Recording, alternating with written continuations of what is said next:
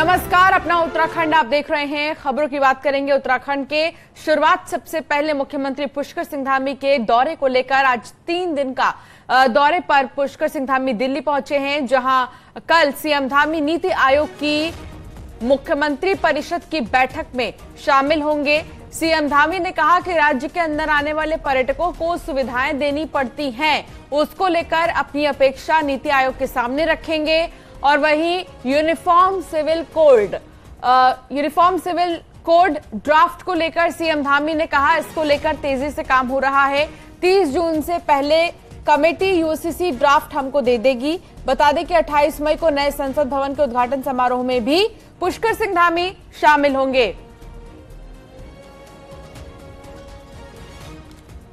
उत्तराखंड के अंदर जो काम हमारे विकास की दृष्टि से चल रहे हैं, उन सभी कामों को रखेंगे।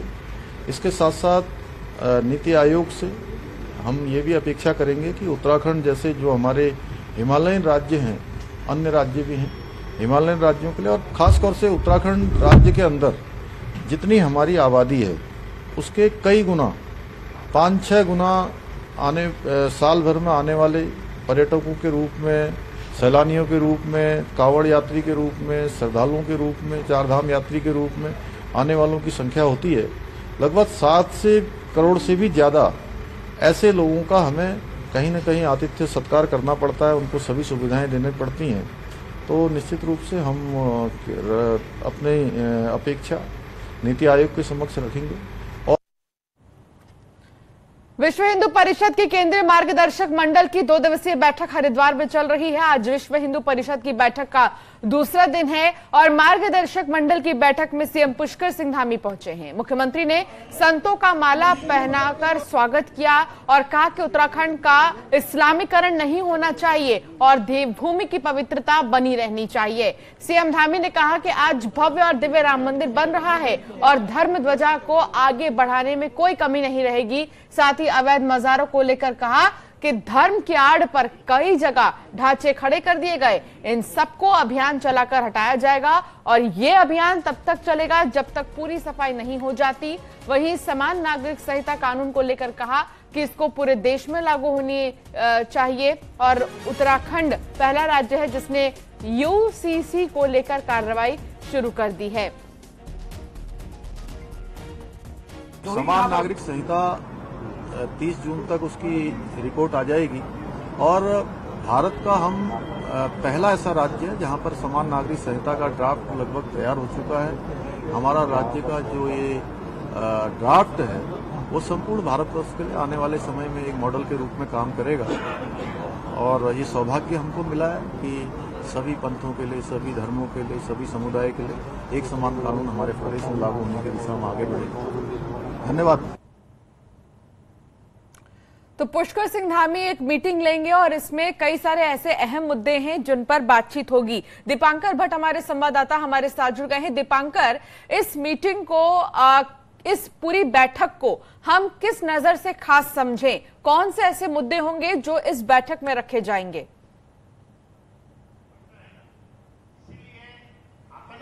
बिल्कुल, विश्व हिंदू परिषद की जो मार्गदर्शक मंडल की बैठक का आज दूसरा दिन है। दूसरे दिन मुख्यमंत्री पुष्कर सिंह धामी ने यहाँ पर शुरुआत की, इस बैठक का शुभारंभ किया। मुख्यमंत्री ने यहाँ पर मुख्य बातें जो कही धर्मांतरण को लेकर, उन्होंने कहा कि हमने खड़ा कानून बनाया और उत्तराखंड में धर्मांतरण एक समस्या के तौर पर देखने को मिला है। दूसरी बात उन्होंने कही कि समान नागरिक संहिता को लेकर हम कानून बना रहे हैं और तीसरी बात उन्होंने कही कि जो मज़ारें बनी है यहाँ पर अवैध तरीके से, उन मज़ारों को तोड़ा जाएगा। संतों ने भी उनके इस प्रयास को यहाँ पर सराहा। उन्होंने कहा कि जो कदम पुष्कर सिंह धामी यहाँ पर उठा रहे हैं वो सही कदम है और इस तरह के कदम दूसरे राज्यों में भी उठाए जाने चाहिए। आज दूसरा दिन है यहाँ पर विश्व हिंदू परिषद की इस मार्गदर्शक मंडल की बैठक का और आज का यहाँ पर जो संकल्प है वो संकल्प ये है कि जो भी यहाँ पर साधु संत है उन्हें दूसरे गांवों में जाना चाहिए। हर राज्य में जिस तरीके से धर्मांतरण एक बड़ी समस्या बन रहा है, मध्य प्रदेश में, महाराष्ट्र में, गुजरात के आदिवासी इलाकों में साधु संतों के उन गांवों में न जाने की वजह से यहाँ पर एक बड़ी समस्या धर्मांतरण की पनप रही है और हिंदू धर्म के अंतर्गत जो दलित समाज है उस समाज को कहीं ना कहीं नेग्लेक्ट अगर किया गया है तो उसका ये कुप्रभाव है कि यहाँ पर ये दिक्कतें बढ़ रही हैं। तो ऐसे में संतों का एक उद्देश्य। ठीक है दीपांकर, बहुत शुक्रिया जानकारी साझा करने के लिए। विश्व हिंदू परिषद के केंद्रीय मार्गदर्शक मंडल की 2 दिवसीय बैठक हरिद्वार में चल रही है। राम जन्मभूमि मंदिर ट्रस्ट के महासचिव चंपत राय भी बैठक में शामिल है। चंपत राय ने इस दौरान कहा कि 5 साल के बालक राम की बनेगी मूर्ति और राम मंदिर का ग्राउंड फ्लोर अक्टूबर तक बन जाएगा और राम मंदिर की प्राण प्रतिष्ठा के दौरान 1 लाख लोगों के लक्ष्य को देखते हुए तैयारी की गई है। मंदिर की प्राण प्रतिष्ठा देश के हर मंदिर में उस दिन उत्सव मनाया जाएगा। मैं इतना कह पाऊंगा कि बहुत अच्छी गति से और जैसा सोच रखा है उसी प्रकार से मंदिर का निर्माण कार्य चल रहा है। प्रधानमंत्री नरेंद्र मोदी ने दिल्ली देहरादून वंदे भारत रेल सेवा के शुभारंभ के मौके पर टनकपुर बागेश्वर रेल लाइन का निर्माण कार्य जल्द शुरू करने की घोषणा की है। पीएम की टनकपुर बागेश्वर रेल मार्ग निर्माण की घोषणा के बाद लोगों में खुशी का माहौल है। टनकपुर बागेश्वर रेल लाइन, इस रेल लाइन पर भी जल्द काम शुरू हो जाएगा और आप लोगों ने एक कहावत सुनी होगी, सोने पर सुहागा।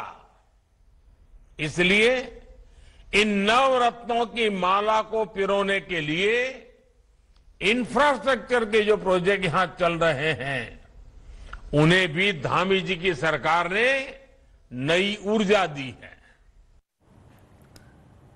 रुद्रप्रयाग से बड़ी खबर आ रही है। बद्रीनाथ हाईवे पर नरकोटा में ऑल वेदर पुल पर कार्य कर रहे एक मजदूर की हाइड्रा मशीन की चपेट में आने से मौत हो गई है।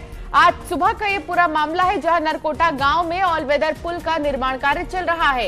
इसी बीच वहां पर कार्य कर रहे एक मजदूर अचानक ही हाइड्रा मशीन की चपेट में आ गए, जिसके बाद उसे गंभीर चोटें आई। उपचार के लिए अस्पताल ले जाते समय रास्ते में ही उनकी मौत हो गई।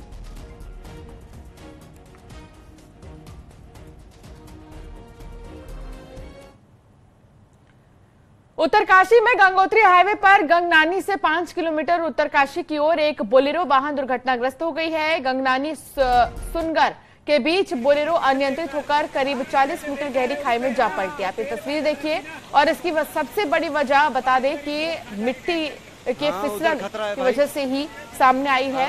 यहाँ पर ज्यादा फिसलन बनी हुई रहती है, इसीलिए ये बोलेरो जो है दुर्घटनाग्रस्त हो गई है। घायलों को अस्पताल में भर्ती किया गया है। साय के समय हमें दूरसंचार के माध्यम से अवगत करवाया गया कि सुनगर के पीछे एक वाहन दुर्घटनाग्रस्त हुआ है। तत्काल हम लोग मौके पे पहुंचे, गंगनानी चौकी, और हम आपदा सुरक्षा मौके पे पहुंचे। तत्काल वाहन का है जो सर्च किया गया और वाहन में 3 लोग सवार थे। तीनों लोग है जो पूर्ण रूप से सुरक्षित है और भटवाड़ी प्राथमिक स्वास्थ्य केंद्र है जो भेज दिया गया है। और तत्काल जिलाधिकारी महोदय जी द्वारा है जो तत्काल संज्ञान लिया गया। मौके पे एसडीआरएफ की टीम गंगनानी चौकी मौके पे पहुंची और सभी लोग सुरक्षित है। जय मां गंगा। अब आपको राजधानी के सरकारी स्कूलों की ऐसी तस्वीर दिखाते हैं जिसकी आपने शायद ही कल्पना की होगी। स्कूलों में शौचालय तो हैं, लेकिन नल नहीं। नतीजा, बच्चे बाल्टी से पानी भर रहे हैं।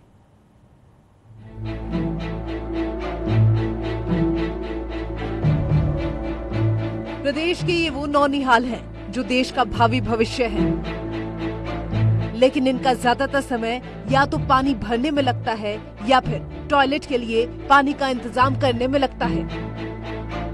1 से 5 क्लास तक के ये बच्चे कैसे पहली मंजिल तक बाल्टी से पानी भर भर कर लाते हैं। कई बार स्कूल में अगर पानी का इंतजाम ना हो पाया तो बच्चे या तो अपने घर चले जाते हैं। पीने का पानी तो बच्चे अपने घर से ही लाते हैं। पानी की टंकी जब से लगाई गई है तब से आज तक वो साफ ही नहीं की गई है। हम वो जो नीचे जो टैंक है, टंकी है, वहाँ से लाते हैं पानी टॉयलेट के लिए। यहाँ वो दिक्कत होती है पानी भरने में, नीचे से ऊपर, फिर यहाँ टॉयलेट में डालते हैं। टैंक जो है काफी दिनों से साफ नहीं हुआ, मतलब मैंने तो देखा नहीं उसे कभी वो टैंक साफ भी हुआ है। तो वो पीने लायक तो पानी नहीं है। बच्चे पीने का पानी तो अपनी बॉटल्स में अपने घर से ही भर के लाते हैं और टॉयलेट वगैरह में बच्चों को दिक्कत हो जाती है। वैसे प्रदेश में 1000 से ज्यादा स्कूलों का लगभग यही हाल है, जहां पानी की किल्लत बरकरार है। हालांकि अधिकारी हर घर जल के तहत पानी और नल पहुंचाने के दावे कर रहे हैं। जीवन मिशन के तहत हमारे लगभग सारे स्कूल आच्छादित हो गए हैं।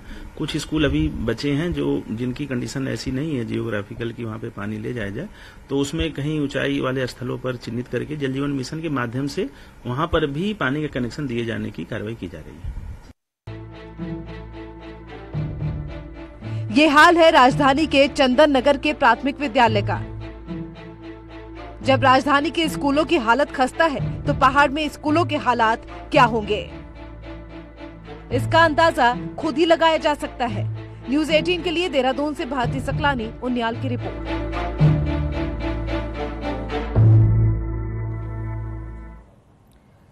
खबर देहरादून से, जहां समग्र शिक्षा को लेकर शिक्षा निदेशालय में चल रही मीटिंग और स्कूलों में बुक्स बांटने से लेकर ड्रेस, मिड डे मील पर चर्चा हो रही है।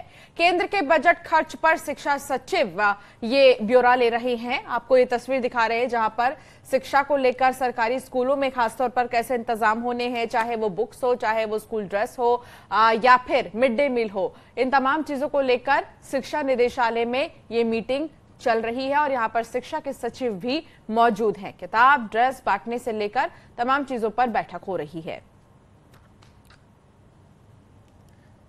उत्तरकाशी के मणि क्षेत्र में महिला को अपना निवाला बनाने वाला गुलदार आखिरकार वन विभाग के पिंजरे में फंस गया है, जिससे स्थानीय लोगों में राहत की खबर है। आपको बता दें कि इस गुलदार के कारण बड़ी पिछले कुछ दिनों से दहशत बनी हुई थी।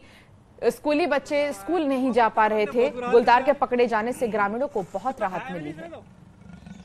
खाले आज जो है बहुत दिनों की मशक्कत के बाद जो पिंजरा वन विभाग के द्वारा हमारी ग्राम पंचायत बड़ी मणि में लगाया गया था, उस पिंजरे में आज इतने दिनों की मशक्कत के बाद जो है बाघ पिंजरे में फंसा है, जिसके लिए मैं वन विभाग की टीम को बहुत बहुत धन्यवाद देना चाहती हूँ। लेकिन साथ ही एक दुखदायी घटना हमारे सामने फिर खड़ी हो गई है। उत्तरकाशी डुंडा इलाके के धारकोट गांव में कल शाम को एक घर गुलदार घुस गया। एक घर में ग्रामीणों ने इसकी सूचना वन विभाग को भी दी। मौके पर पहुंची वन विभाग की टीम ने रात भर पिंजरा लगाकर आखिरकार गुलदार को पकड़ ही लिया। ग्रामीणों की माने तो पिछले 1 महीने से गुलदार गांव में घूमता हुआ देखा गया था। गुलदार कई मवेशियों को अपना निवाला भी बना चुका है, जिससे दहशत बनी हुई थी गाँव में, लेकिन अब इसे पकड़ लिया गया। बीते 2 दिनों से हेमकुंड साहिब में रुक रुक कर बर्फबारी हो रही है, जिससे हेमकुंड साहिब की यात्रा 2 दिन स्थगित रही। गुरुवार और शुक्रवार को हेमकुंड साहिब में किसी भी संगत को जाने की अनुमति नहीं दी गई है। पैदल रास्ते पर भारी बर्फबारी के कारण फिसलन हो गई है, जिसके बाद गुरुद्वारा प्रबंधक और स्थानीय प्रशासन ने यात्रा पर रोक लगा दी है। घांगरिया में 1000 तो गोविंद घाट में 1100 यात्रियों को रोका गया है, लेकिन हेमकुंड साहिब में शुक्रवार को भी मौसम बदला हुआ। बर्फबारी की संभावना बनी हुई है। पैदल रास्ते पर बर्फ हटाने का काम भी चल रहा है। तो ये तस्वीर आपको दिखा रहे हैं हेमकुंड साहिब की है और यहाँ पर बहुत ही ज्यादा बर्फबारी होने की वजह से रास्ते जाम हो गए हैं। हालांकि 2 दिन तक यात्रा स्थगित रही है। गुरुवार और शुक्रवार को जो यात्री हैं वो यहाँ पर नहीं गए। खराब मौसम की वजह से यात्रा को रोकी गई थी। विश्वविख्यात केदारनाथ धाम की यात्रा ने इस बार पुराने सभी रिकॉर्ड्स तोड़ दिए हैं। मौसम विभाग की तमाम दुश्वारियों और 2 दिन तक यात्रा बंद रहने के बाद भी 1 महीने में 5 लाख से ज्यादा यात्रियों ने बाबा केदार के दर्शन किए। इस बार की यात्रा में पिछले यात्रा सीजन की तुलना में अधिक यात्री पहुंचे हैं। पिछली बार तक यहां पर प्रत्येक दिन में 15 से 20 हजार यात्री केदारनाथ धाम जाते थे। इस बार 20 से 24 हजार के बीच यात्री केदारनाथ पहुंच रहे हैं। अल्मोड़ा सोमेश्वर हाईवे पर बारिश में डामरीकरण की खबर न्यूज़ 18 ने प्रमुखता से दिखाई थी, जिसके बाद लोक निर्माण विभाग के सचिव ने एक ईई और 2 एई और 3 जेई को जिले के बाहर अन्य खंडों में अटैच कर दिया है, जो बड़ी कार्रवाई के रूप में देखा जा रहा है। लेकिन लोक निर्माण विभाग के अधिकारी न्यूज 18 के कैमरे पर कुछ भी बोलने से बच रहे हैं।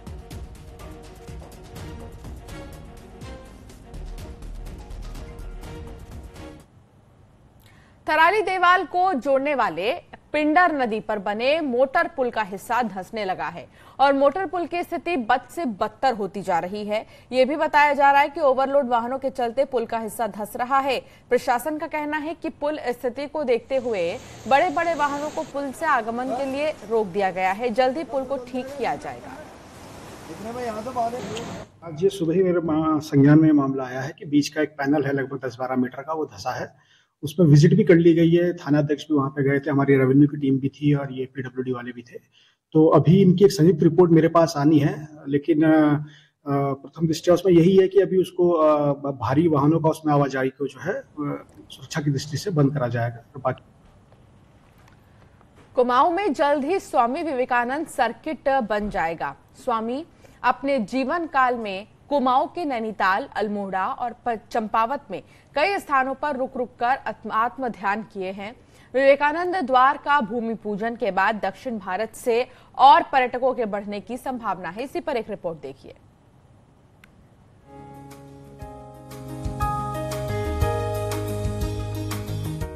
अल्मोड़ा में स्वामी विवेकानंद 3 बार आए थे और कई दिनों तक कसार देवी, शाही देवी, खजांची मोहल्ला, काकड़ी घाट सहित अलग अलग स्थानों पर रहे।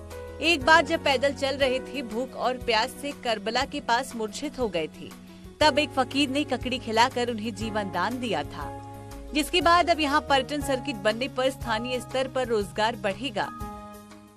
और मैं सोचता हूँ कि इस द्वार ने हमारे इस इलाके के लिए, इस क्षेत्र के लिए, एक प्रगति के लिए, एक आध्यात्मिक ज्ञान के लिए नए दरवाजे खोल दिए हैं। निश्चित रूप से हमारे लिए बहुत ही प्रशंसनीय और बहुत ही शुभ अवसर है।